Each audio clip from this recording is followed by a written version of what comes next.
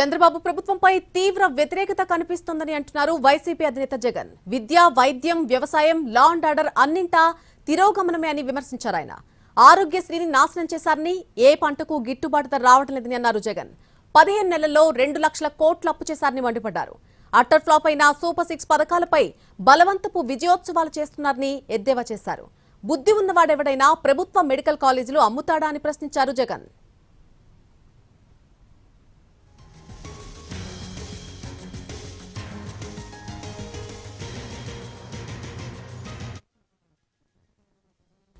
ఒక గొప్ప విప్లవం ఇది. పేదవాడికి ఉచితంగా వైద్యం అందాలి అని అంటే, ప్రైవేట్ ఎక్స్‌ప్లాయిటేషన్ సిస్టంలో నుంచి తీసేయాలి అని అంటే ఖచ్చితంగా మెడికల్ కాలేజీలు ఎంత అవసరమో చెప్పే ఒక గొప్ప అంశం ఇది.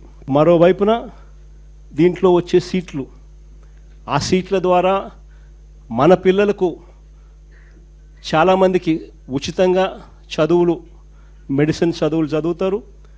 మిగిలిన వాళ్ళకు కూడా ప్రైవేట్తో పోలిస్తే తక్కువ రేటుకి సీట్లు అందుబాటులోకి వస్తాయి గవర్నమెంట్ మెడికల్ కాలేజెస్లో.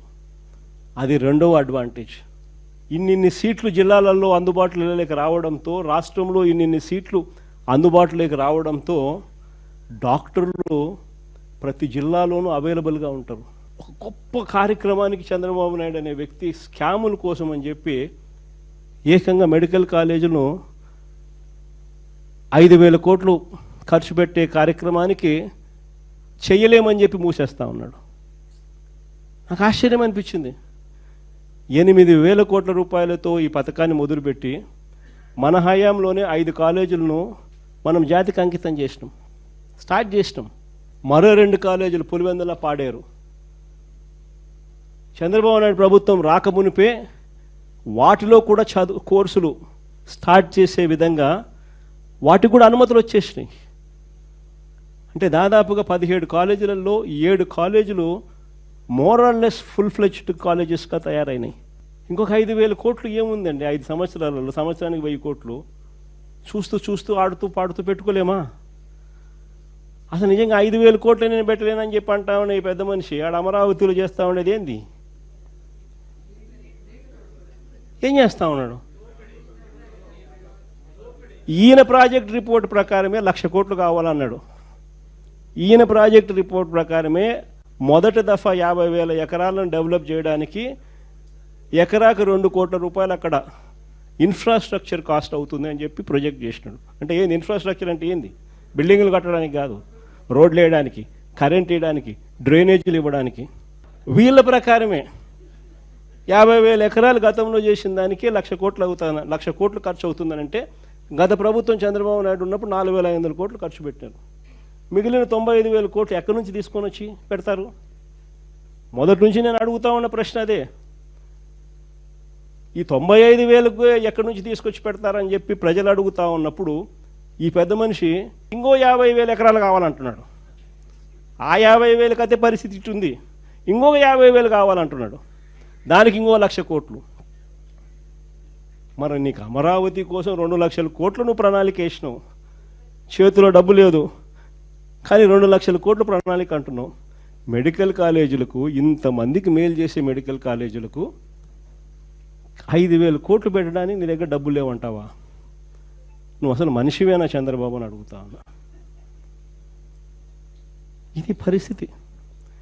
విద్య, వైద్యం, వ్యవసాయం, లా అండ్ ఆర్డర్ గురించి నేను చెప్పాల్సిన పనుల ఏ స్థాయిలో ఉందో మీ అందరికీ కూడా తెలుసు.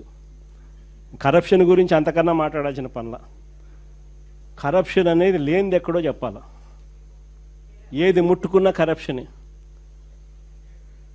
మద్యం, ఇసుక, లాటరైటు, బాక్సైటు, క్వాడ్సు, సిలికా, మట్టి, ప్రతి నియోజకవర్గంలో పేకాట క్లబ్బులు, ఇంకా కుటుంబిషన్ల కాడ నుంచి మొదలు పెడితే ఇంకా స్కాములు అనేకం. భూములు ఇష్టం వచ్చినట్టుగా రూపాయికి 10 రూపాయలకి ఇవ్వడం. కరెంటు కొనుగోలు మనం ₹2.49 మనం కరెంటు కొనుగోలు చేసి రైతులకు మేలు చేసే విధంగా మనం అడుగులేస్తే వీళ్ళు ₹4.60 ఆ రోజు యాగి చేసిన వాళ్ళు ఈరోజు ₹4.60 కరెంటు పీపీఎల్ అగ్రిమెంట్లు ఎంటర్ అవుతున్నారు. ఏది చూసుకున్నా స్కాములే. రాష్ట్రానికి రావాల్సిన ఆదాయం రాష్ట్రానికి రావడంలా, దారి మళ్ళీ ఇలా జోబిల్లోకి పోతా ఉంది. కాబట్టి రాష్ట్రానికి రావాల్సిన ఆదాయాలు తగ్గుతున్నాయి.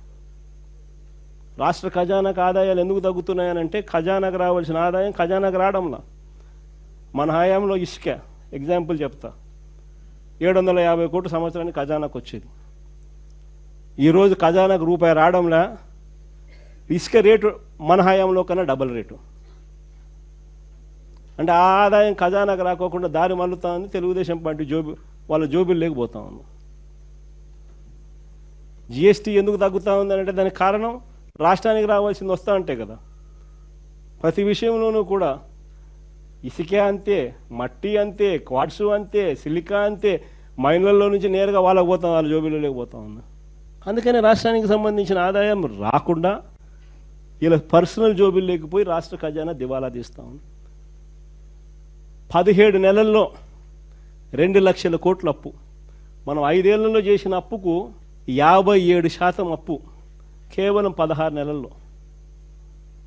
ఈ డబ్బంతా ఎక్కడికి పోతా ఉంది? ఓ స్కీమ్ లేదు, మన పాత స్కీములన్నీ రద్దు, కొత్త స్కీములు ఏవి లేవు. మరి డబ్బంతా ఎక్కడికి పోతా ఉంది? ఎక్కడికి పోతా ఉంది డబ్బంతా? ఎవరి జోబిల్లోకి డబ్బు పోతా ఉంది? నిజంగా ఈరోజు పరిస్థితి రాష్ట్రంలో ఏ స్థాయిలో ఉంది అనేదాన్ని చెప్పడానికి ఎన్ని నిదర్శనాలు. నేను అందుకనే చెప్తా ఉన్నా, ఇలాంటి సమయాలలో చంద్రబాబు నాయుడు చేస్తూ ఉన్నది ఏమిటి అని అంటే ప్రతిదీ డైవర్షన్ పాలిటిక్స్. ప్రజల్లోకి పోయే పరిస్థితి లేదు కాబట్టి ప్రతిదీ కూడా డైవర్షన్ పాలిటిక్స్. ఒక ఇష్యూ ఏదైనా జరుగుతూ ఉంది అని అంటే చాలు, ఆ ఇష్యూ పెద్దది అవుతుంది అని అంటే చాలు దాన్ని బ్రేక్ చేయడం, దాంట్లో నుంచి డైవర్ట్ చేసేయడం. ఆ టాపిక్ డైవర్ట్ చేసే విషయాలలో గుళ్ళు కనిపిస్తాయి, గోపురాలు కనిపిస్తాయి, ఇంకా రకరకాల ఆరోపణలు కనిపిస్తాయి, రకరకాల మనుషుల మీద బురద జల్లే కార్యక్రమాలు కనిపిస్తాయి. ఇవన్నీ కూడా కనిపిస్తూ ఉన్నాయి. నేను మీ అందరితో కూడా ఒకటే చెప్తా ఉన్నా, చంద్రబాబు నాయుడు అనే వ్యక్తి ప్రజల్లోకి పోయే పరిస్థితి లేదు. సజావుగా ఎలక్షన్ జరుపుకునే పరిస్థితి అంతకన్నా లేదు. సజావుగా ఎలక్షన్ జరిగితే చంద్రబాబు నాయుడుకు డిపాజిట్లు రావన్న సంగతి చంద్రబాబుకు తెలుసు. కాబట్టే ఈ పెద్ద మనిషి ఎన్నికలు సజావుగా జరిగించే కార్యక్రమం చెయ్యడు. కాబట్టి మీరంతా ఇంకా ఎక్కువ సన్నద్ధం కావాలి. కాబట్టి మీరంతా ఇంకా ఎక్కువ గట్టిగా నిలబడాల్సిన పరిస్థితి వస్తుంది. 14 సంవత్సరాలు అయింది మన పార్టీ పెట్టి. ఈ 14 ఏళ్ల కాలంలో పార్టీ ఇంత బలంగా ఉండడానికి కారణం ఎవరు అని అంటే వైఎస్ఆర్సిపి ఫ్యామిలీ. ప్రతి కార్యకర్త నిజంగా భుజాన వేసుకున్నాడు కాబట్టే, ప్రతి గ్రామంలోనూ ఉన్న ప్రతి కార్యకర్త భుజాన వేసుకున్నాడు కాబట్టే పార్టీ ఇంత బలంగా ఉంది. మొన్న జరిగిన ఎన్నికల్లో కూడా ఒక్క వైఎస్ఆర్సిపి ఒక్కటే ఒకవైపు, మిగిలిన అన్ని పార్టీలు ఒకవైపు, అందరూ ఒకవైపు, మనం ఒక్కళ్ళం ఒకవైపు. అయినా 40% ఓట్ షేర్తో గట్టిగా నిలబడ్డాం. నేను ఒకటే చెప్తా ఉన్నా, ఈ స్థాయిలో మనం నిలబడగలిగాము అని అంటే దానికి కారణం కార్యకర్తలు. నేను ఈ గ్రామంలో వైఎస్ఆర్సిపి కార్యకర్తను, ఈ గ్రామంలో నేను మహిళా అధ్యక్షురాలను, ఈ గ్రామంలో నేను రైతు అధ్యక్షుణ్ణి, ఈ గ్రామంలో నేను యువత అధ్యక్షుణ్ణి, ఈ గ్రామంలో నేను సోషల్ మీడియా అధ్యక్షుణ్ణి, ఈ గ్రామంలో నేను బీసీ అధ్యక్షుణ్ణి, ఈ గ్రామంలో నేను ఎస్సీ అధ్యక్షుణ్ణి అని అనుబంధ విభాగాలు గ్రామ స్థాయిలోకి వెళ్ళి అక్కడ మన పార్టీని ఓన్ చేసుకొని భుజస్కంధాల మీద వేసుకొని వాళ్ళ ఆ తర్వాత వాళ్ళ కమిటీలు వాళ్ళు వేసుకుంటే, ఆ తర్వాత చంద్రబాబు నాయుడు కాదు కదా వాళ్ళ నాయన తలుచుకున్నా కూడా వైఎస్ఆర్సిపి గోటికి కూడా పనికి రాకుండా పోతారు. అది మీరు రికగ్నిషన్ ఇవ్వాలా. మీరు ఇవ్వాల్సిన రికగ్నిషన్ అది. చాలా సులభమైన పని. ఇప్పటికే పార్టీని చూస్తే, ఇప్పటికే పార్టీ ఆర్గనైజ్డ్గా ఉన్న తీరును చూస్తే, ఆర్గనైజేషన్ స్ట్రక్చర్ చూస్తే, ఇప్పటికే ఒక వ్యవస్థ ఈ 16 నెలల నుంచి ఆల్రెడీ డెవలప్ చేసినాం.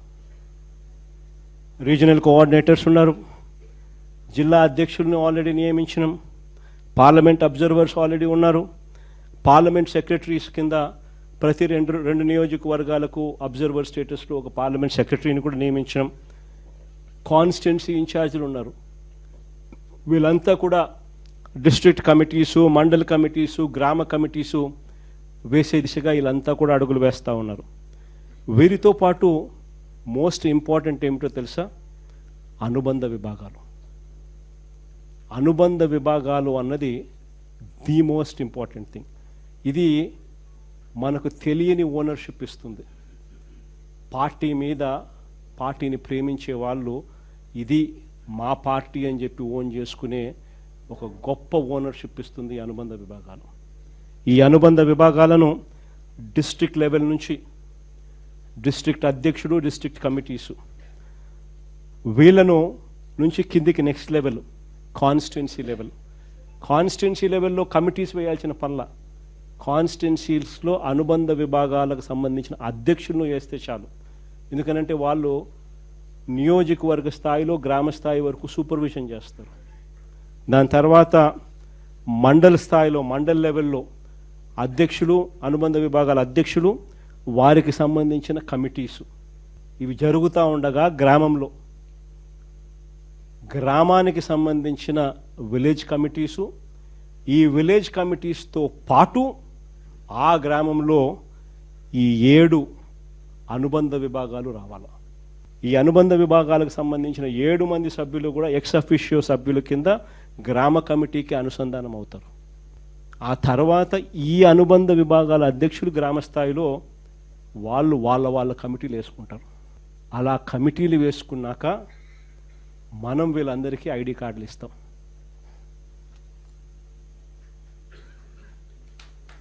ఈ ఐడి కార్డులు ఇచ్చే కార్యక్రమం సంక్రాంతికి ఇవ్వాలని తాపత్రయం. ఎప్పుడైతే నేను చెప్తా ఉన్నాను, ఎప్పుడైతే ఈ ఐడి కార్డు వాళ్ళ మెడలో ఉంటుందో, వాళ్ళ జోబీలోకి వస్తుందో ఈ కార్డు, దాని అర్థం వాళ్ళ డేటా నా దగ్గర ఉన్నట్టు. వాళ్ళను సాక్షాత్తు వైఎస్ఆర్సీపీ అధ్యక్షుడు గుర్తిస్తూ ఉన్నట్టు, రికగ్నైజ్ చేస్తూ ఉన్నట్టు, వాళ్ళ డేటా మన దగ్గర ఉన్నట్టు. ఆ గుర్తింపు ఎప్పుడైతే ఆ గ్రామ స్థాయిలో ఉన్న వ్యక్తికి ఎప్పుడైతే వస్తుందో, అప్పుడు ఈరోజు పార్టీని లీడ్ చేసేది గ్రామ స్థాయిలో అనుబంధ విభాగాలకు సంబంధించిన ఈ అధ్యక్షులు లీడ్ చేయడమే కాకుండా, రేపొద్దున మన గవర్నమెంట్ అధికారంలోకి వచ్చిన తర్వాత వాళ్ళను ముందర పెట్టి వాళ్ళకు మంచి చేయడమే కాకుండా ప్రజలకు కూడా వాళ్ళ ద్వారా మంచి చేసే కార్యక్రమం కూడా జరుగుతుంది.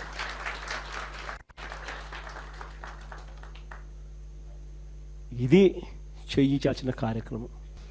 ఆర్గనైజేషనల్ పరంగా మనం 100% ఈ దిశగా అడుగులు వేసి 100% దీన్ని గ్రాస్ రూట్ మీదకి తీసుకొని రాగలిగితే ఎందుకు జరగదో చూస్తాం. చివరిగా ఇంకా ఒక లాస్ట్ ప్రోగ్రాం ఒకటి లాంచ్ చేస్తున్నాం.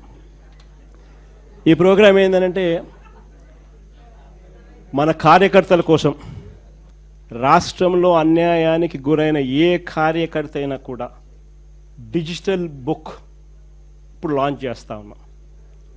మీ అందరి సమక్షంలో రేపొద్దున రాష్ట్రంలో ఎక్కడ ఎవరికి ఏ అన్యాయం ఇప్పటికే జరిగినా ఆ డిజిటల్ బుక్ను వీళ్ళు దీన్ని ఉపయోగించుకొని 2 రకాలుగా ఈ డిజిటల్ బుక్ పనిచేస్తుంది. /digitalbook/vySRCP.com లోకి వెళ్ళి ఎంటర్ అయ్యి మీ ఫోన్ నెంబర్ను టైప్ చేయగానే ఓటీపీ వస్తుంది. దాన్ని ఎంటర్ చేయగానే లొకేషను, కెమెరా, పర్మిషన్ అడుగుతుంది. అది మీరు ఇవ్వగానే మొదట మీకు జరిగిన అన్యాయం గురించి వివరాలు అడుగుతుంది, మీరు నమోదు చేయాలి. ఆ తర్వాత మీ దగ్గర ఏమైనా ఈ అన్యాయానికి సంబంధించిన ఫోటోగ్రాఫ్స్, ఆధారాలు, ఇంకా ఏదైనా అప్లోడ్ చేసే కార్యక్రమాలు కూడా చేయాలి. ఆ తర్వాత అది ఆటోమేటిక్లీ ఆ డిజిటల్ బుక్లో స్టోర్ అయిపోతుంది. ఇది ఒక రకమైన పద్ధతి. రెండో పద్ధతి IVRS విధానం కూడా ఉంది. అంటే ఒక టెలిఫోన్ నెంబర్ 040-491-71718. ఈ ఫోన్ నెంబర్కు మీరు ఫోన్ చేస్తే వైఎస్ఆర్సిపి అన్యాయానికి గురైన కార్యకర్తల కోసం డిజిటల్ బుక్లో ఫిర్యాదు చేయొచ్చు. ఫోన్ చేసిన వెంటనే బీప్ సౌండ్ వస్తుంది. వెంటనే ఫిర్యాదు చేయాలనుకున్న వాళ్ళు తమకు జరిగిన అన్యాయము తాము ఏ నియోజకవర్గం నుంచి చేస్తున్నారో చెప్పాలి. ఆ తర్వాత ఎవరి మీద కంప్లైంట్ చేస్తున్నారో, జరిగిన అన్యాయం ఏమిటో, ఆ వివరాలు ఏమిటో కూడా చెప్పాలి. అలా చెప్పిన వెంటనే ఆ నెంబర్కు కాల్ చేయగానే దశల వారీగా ఏం చేయాలనో గైడెన్స్ ఇస్తూ కంప్లీట్ చేస్తుంది ప్రాసెస్ను. ఇది అన్యాయానికి గురైన ప్రతి కార్యకర్తకు ఇది ఒక శ్రీరామ రక్ష. నేను ఈరోజు చెప్తా ఉన్నా, ఆ ప్రతి డేటా కూడా ఆ డిజిటల్ డైరీలో నమోదై ఉంటుంది. రేపొద్దున మనం అధికారంలోకి వచ్చిన తర్వాత ఈ డిజిటల్ డైరీలో నమోదు చేసిన ఈ కేసులను మీద ప్రత్యేకమైన బృందాలను పెడతాం. అన్యాయం చేసిన వాళ్ళను రిటైర్ అయిపోయి ఉన్నా కూడా, రాష్ట్రంలో వాళ్ళు లేకపోయినా కూడా, సప్త సముద్రాల అవతలున్న అందరినీ పిలిపిస్తాం. చట్టం ముందర నిలబెడతాం. నిలబెట్టించి శిక్ష పడేలా అన్యాయానికి ఈరోజు గురైన వ్యక్తికి సంతోషం కలిగించేలా ప్రతి అడుగు దీని ద్వారా పడుతుంది. ఖచ్చితంగా వీళ్ళేదో రెడ్ బుక్ అంటా ఉన్నారు. రేపు పొద్దున డిజిటల్ బుక్ ఎలా ఉంటుందో కూడా వీళ్ళందరికీ కూడా అర్థం కావాలి.